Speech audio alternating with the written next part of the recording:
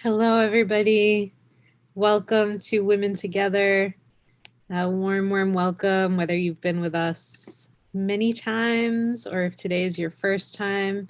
It is a joy to see you all. My name is Antoinette, and I am the host of Women Together.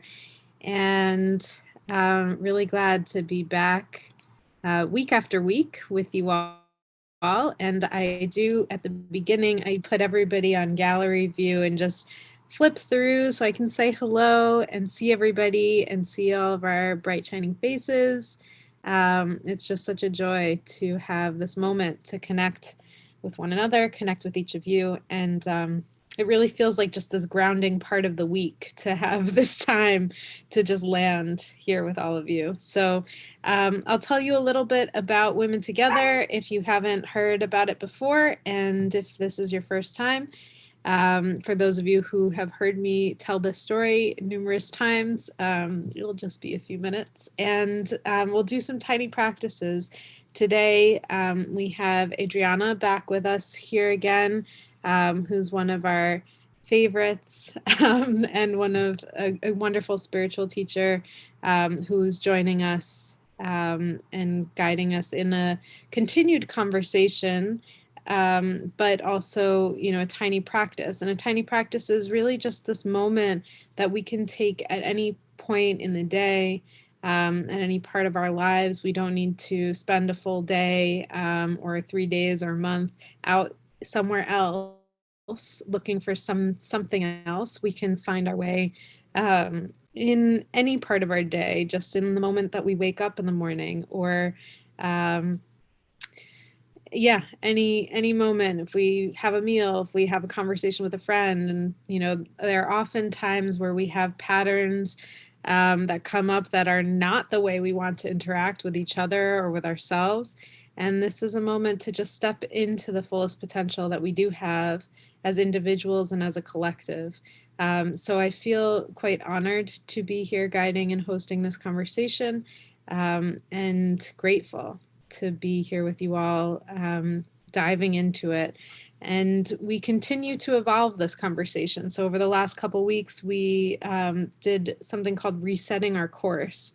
And part of that is resetting around this current moment in our own lives. But part of that is also about what's happening in our world and what we are facing in these moments, and making sure that we are arriving conscious and able to be empathic and holding and supporting each other as we move forward. So we'll do a little bit of all of that. And just some background on Women Together is that it stems from Eileen Fisher, who has been kind of the real host and sponsor of all of our work, and being able to come together in this way.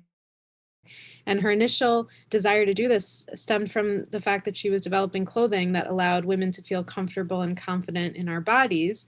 And in the doing of that, she was doing a lot of her own practices in order to be able to bring that clothing line forward. And in that, she wanted to share what goes on, deeper than the clothing, and how can we be free in ourselves, and what does real freedom look like. So I think those are some of the things that we're grappling with here in Women Together. We used to do these in-person events, and they were hybrid, in-person and online. So we started to develop this community, and in the in-betweens, we would have these online conversations. So this is a continuation of that, a deepening of that, and now have evolved into weekly conversations where we are sharing with one another, and have different teachers who join us, and will continue to evolve. So I've appreciated, and I know our team has appreciated, all of the feedback that you share, and the emails and conversations.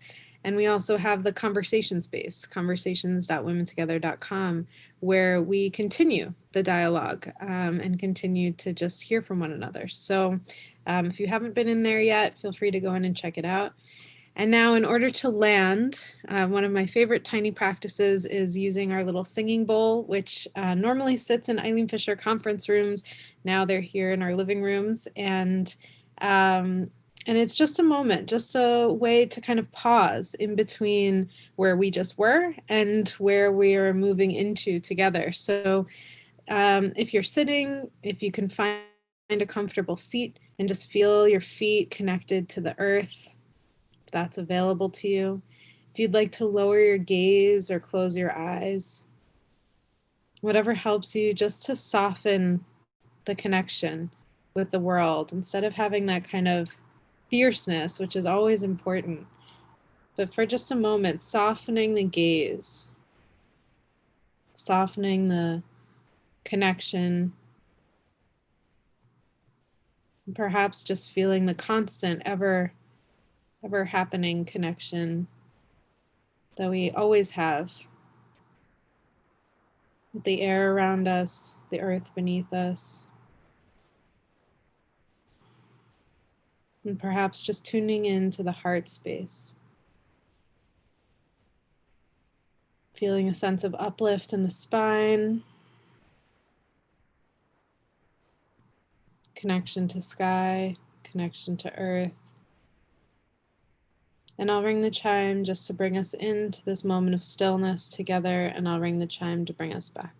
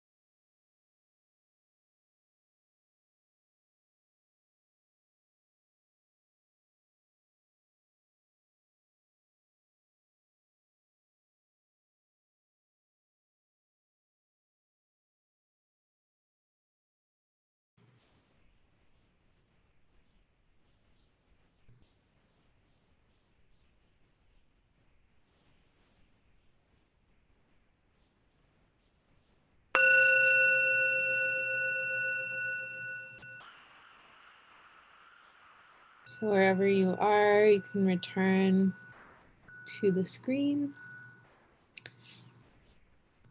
And I've seen a few of you already posting just greetings and where you're from, and seeing the various places from Florida, California, Massachusetts, Brazil, Peru, the Twilight Zone in Chelsea. Oh, greetings. Yeah, greetings from Chelsea in the Twilight Zone. I love it. And, just whatever's coming up for you, if you'd like to share there. Another way to bring us into today is what brought you to this conversation, and maybe just checking in the chat or in the YouTube comments. Where are you coming from in the sense of what is it that brought you here to this conversation, to this moment of connecting with this group of women, to our Women Together space? So anything that you want to share, I'll just read out a few of them, give you a chance to think about it and type in. And then I will introduce I'll introduce the conversation with Adriana. And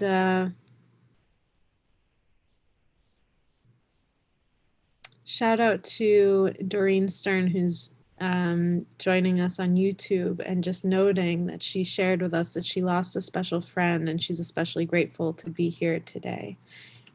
So glad we can be here with you, Doreen, and sorry to hear about your loss.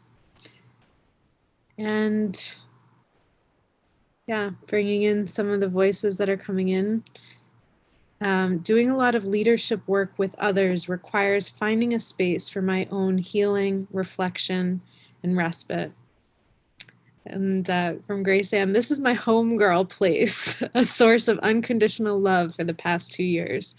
Thank you for being with us, Grace Ann. And I remember your having the monitors in the main room and having your face up on there. So I'm glad to see you in here in this way. Bianca, always appreciate this connection, quite isolated at this time, so we are here with you. Patricia, connecting with women with intention of connection and grounding. Francis, I had a terrible week. I'm glad that you are regrounding and we're here with you. Thank you for sharing your experiences with us and for showing up today. We're here with you. Hillary, this group always helps me to reconnect to myself, and right now cultivating my resilience requires ongoing attention.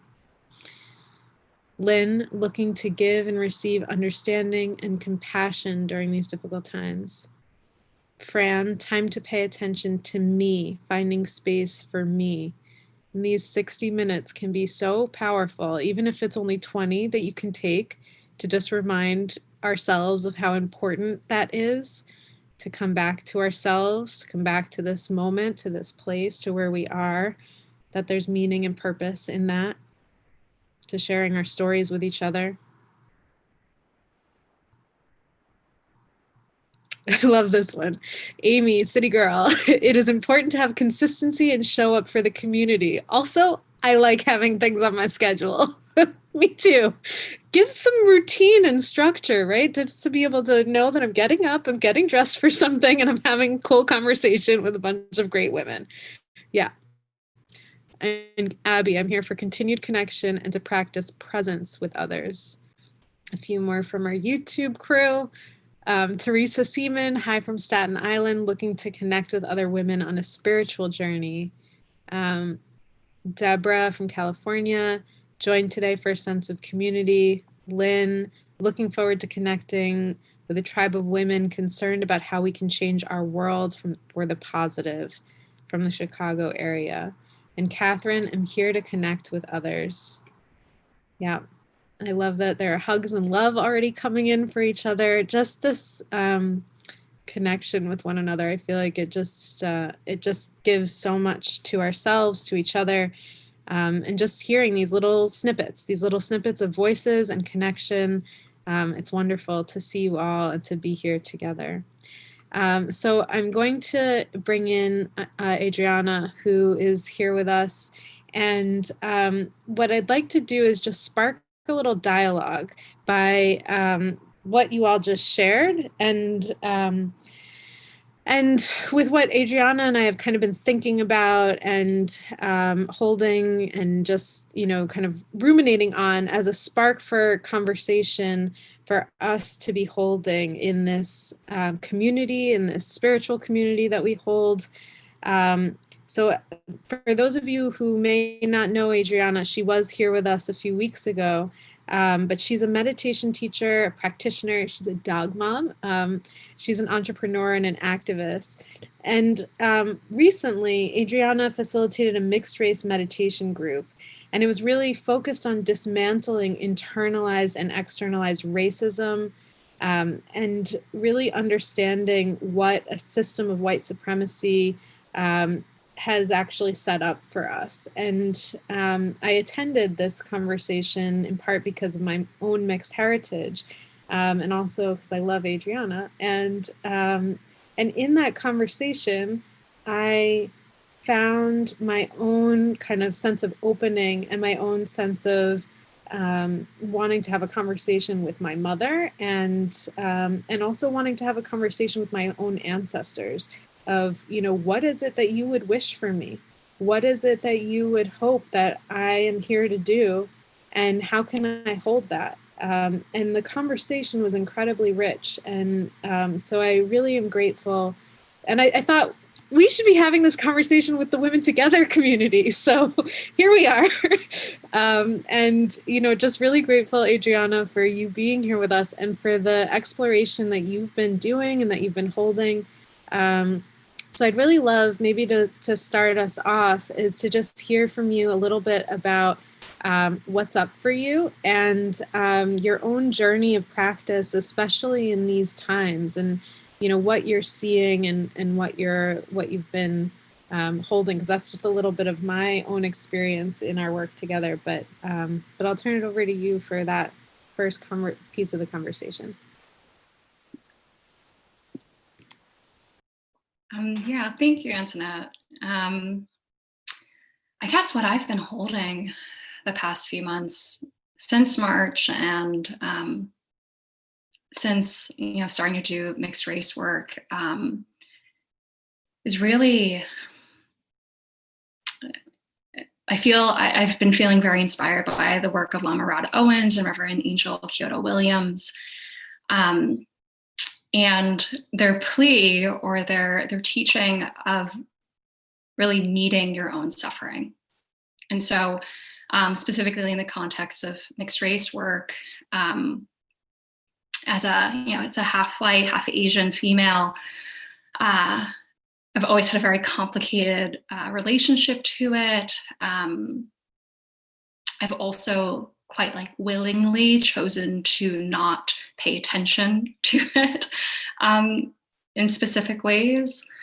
And what I've found now is really this moment of reckoning or awakening of knowing that I need to look at it, knowing I need to take care of it.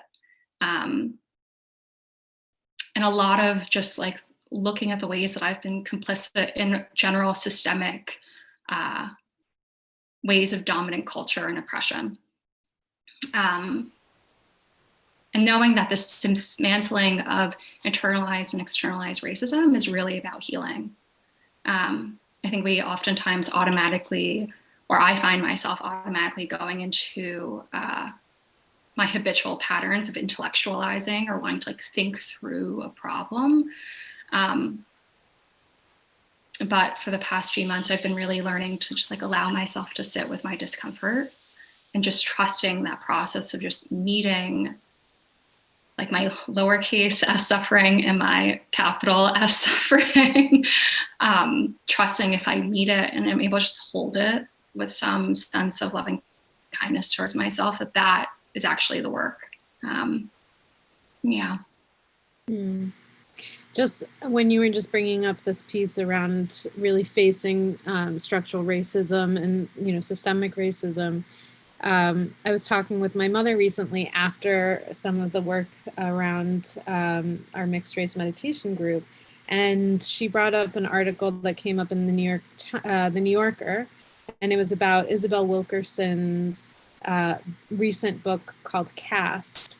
And one of the components of it was looking at Martin Luther King's journey to India and his experience of understanding the caste system in India. And my father's side of the family is all Indian, many of whom still, deeply embedded in the Indian systems. And one of the quotes that we pulled out and we're talking about is, "It is the worn grooves of comforting routines and unthinking expectations, patterns of a social order that have been in place for so long that it looks like the natural order of things." And I just felt that sense of so much of what we do in this kind of awareness practice work is lifting ourselves out of those worn grooves of comforting routines and unthinking expectations and taking a look at what is my highest potential, what is possible for me and my community in this life, in this time, and what does it look like to actually lift ourselves out for a moment and do the work to examine, is this the natural order of things or not? And I will definitely post that that quote for you in the chat.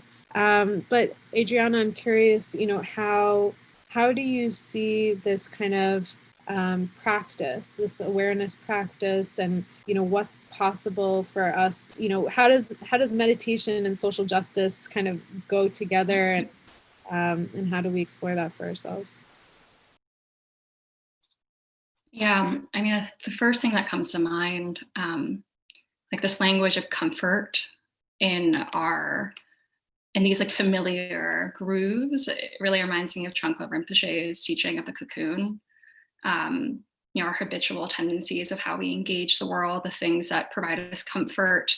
It's warm and nice and comforting, but if we stay there too long, if we stay within the cocoon, we never have the opportunity to, unravel and become our own butterfly.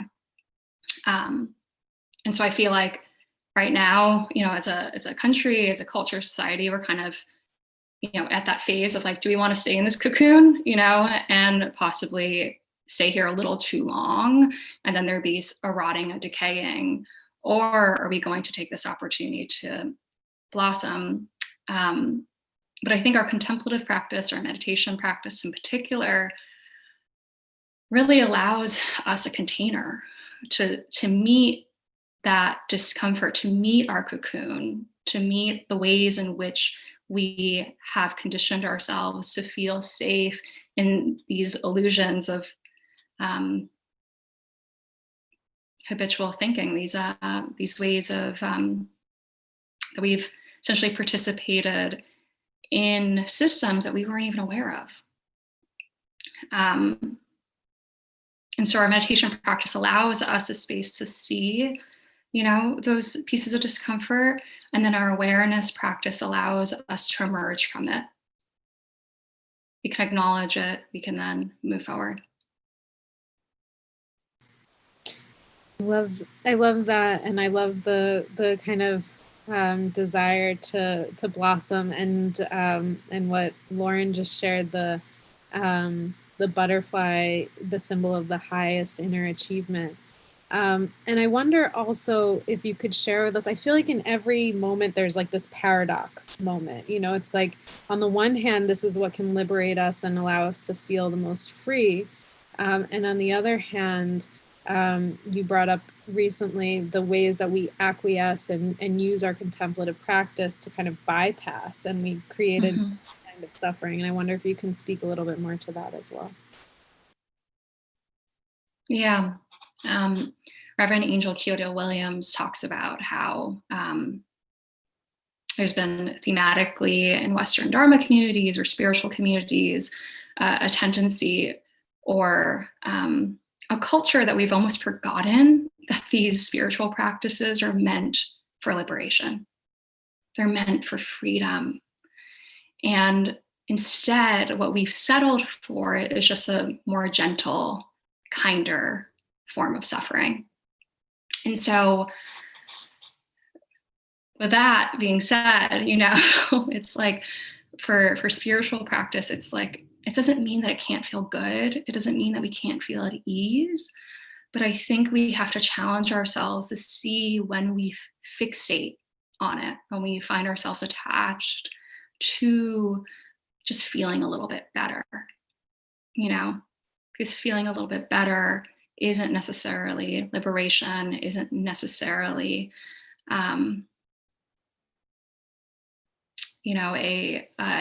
understanding of our delusions or ignorance or aggression. So yeah, it's I think for us, we have to be very acutely aware, and then also have the discernment and the compassion towards ourselves of understanding of like, oh, like, am I settling into my practice right now? And am I, clinging to this certain type of experience, clinging to a certain type of experience of like, oh, I feel good. And like, I had a really rough day so far, rough morning. And I know I'm supposed to be bringing myself back to my body breathing, but like whatever is happening right now feels good. So I'm just going to stay here. I think, if we're really practicing, we have to challenge ourselves. We have to see past like, oh, am I just like deluding myself? Am I just like, what am I actually doing? What am I actually belonging to in this moment? It's also that act of questioning, the act of inquiry, that you just did right there, just this kind of like, even in our meditation practice, even in an awareness practice, to then have a process of inquiry around that, what am I really doing this for? That's a practice of responsibility and holding ourselves accountable. Yeah. I wonder if you would be willing to lead us in practice of some kind before we move into our own small group dialogue conversation, and we'll come back together again. But um, if you have something else you want to share, if you want to guide us into that, that could be beautiful. Yeah, I'd love to. So why don't we practice shamatha or mindfulness meditation practice, but with this view of meeting our suffering? So, that sounds pretty scary at first, right? We're like, oh God, like I don't want to meet my suffering more. Um, but can we give ourselves an opportunity to sit, and then from just the posture of sitting and taking our seat for our practice, that in itself speaking volumes of our courage to see clearly, just to look, to not necessarily habitually look away or distract ourselves. So let's start off by just taking a tall seat.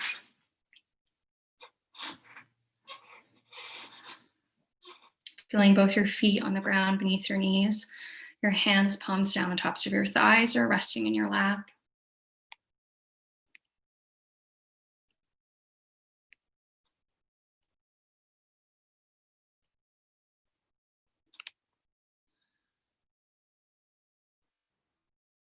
Sitting tall, lengthening your spine through your neck, through the crown of your head.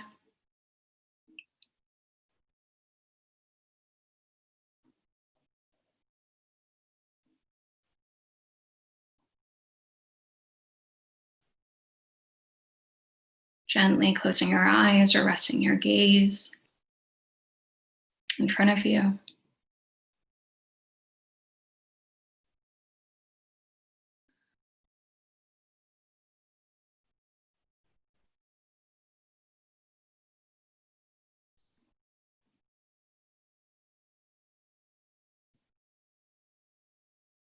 Really allowing yourself the opportunity to take your seat.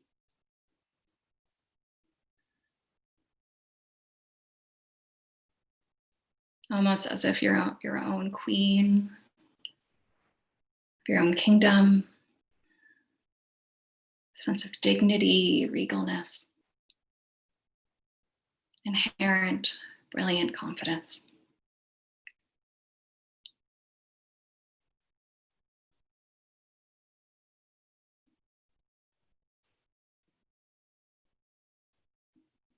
And this confidence and strength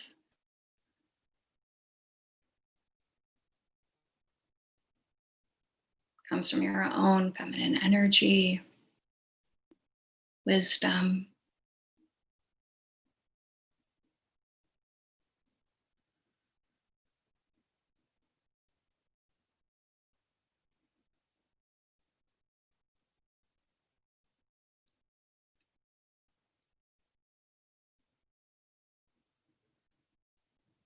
and allowing yourself now to just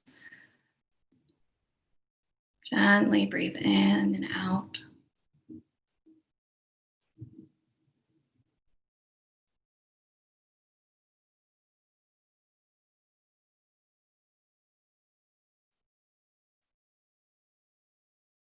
Resting your awareness on the ebb and flow of your body breathing.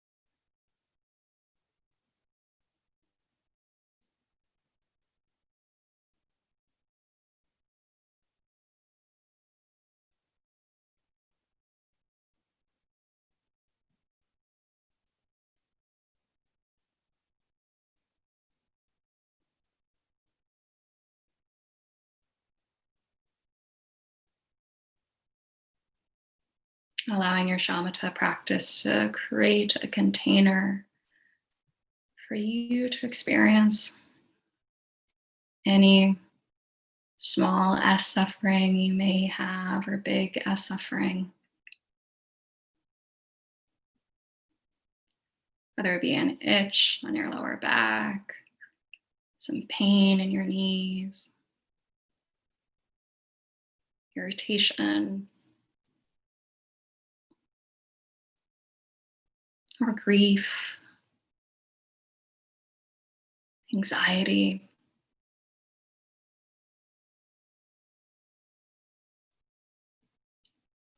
rage, or anger.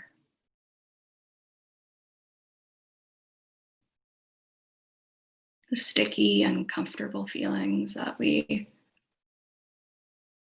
so often try to push and ignore.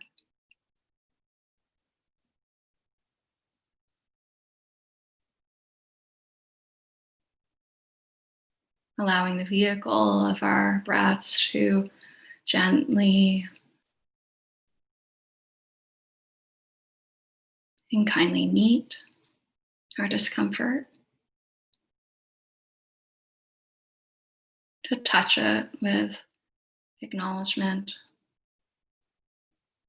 while holding ourselves in loving kindness.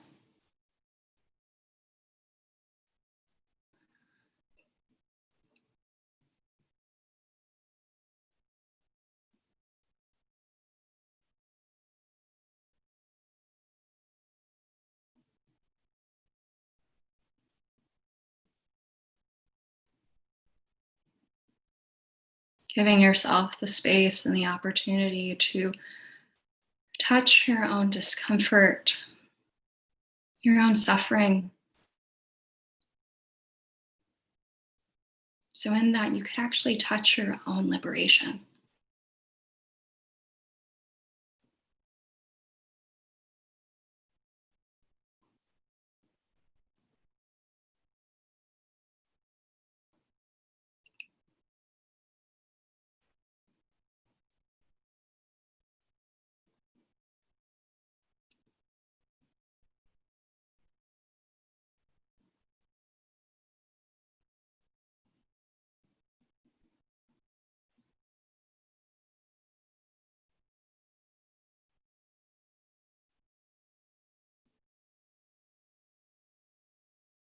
And then, very gently, just allowing your mind and heart to rest in spacious awareness.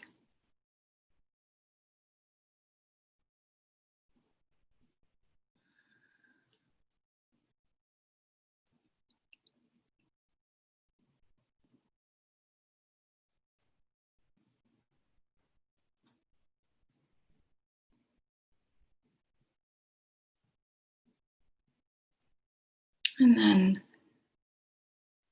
coming out of your practice, opening your eyes, raising your gaze, and then coming back into this virtual space in your own time.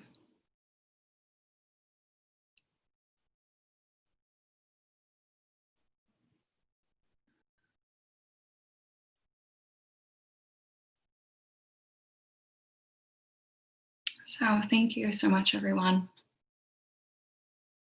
You know, as uncomfortable as it can be, I think the frame of knowing that actually meeting our discomfort is our own potential. Our discomfort is our liberation. Our suffering is our freedom. And it just requires us the step to acknowledge it, to meet it. So thank you so much for your practice and your willingness to share this with me. Thank you, Adriana. I'd love for us to just maybe jot down a few thoughts as we come out of that practice. I think there's sometimes a desire to just talk about it and share immediately what came up, but for ourselves, just writing down a couple of thoughts. And I have a couple of questions that came through for me.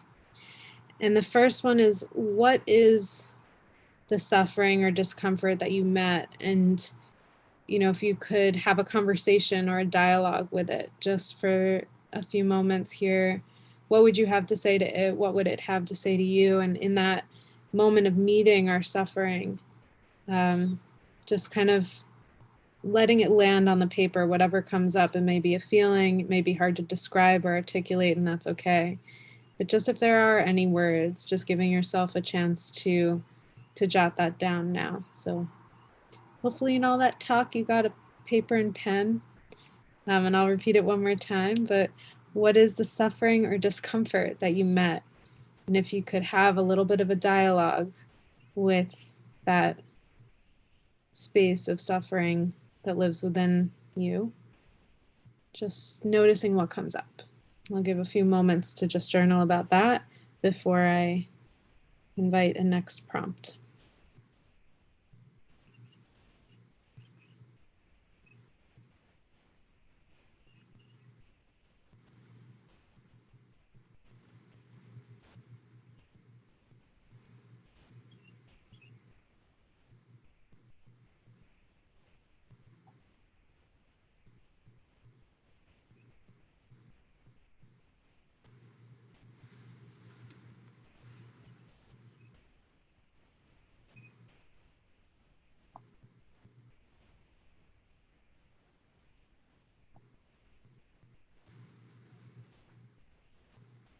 And as Adriana guided us, that piece of suffering, facing and meeting that suffering, can actually be a moment of liberation for us. What would liberation actually mean to you? What would finding a sense of freedom in that, what would that look like? What would that mean for you? So in meeting that suffering, what is a sense of liberation that comes up for you?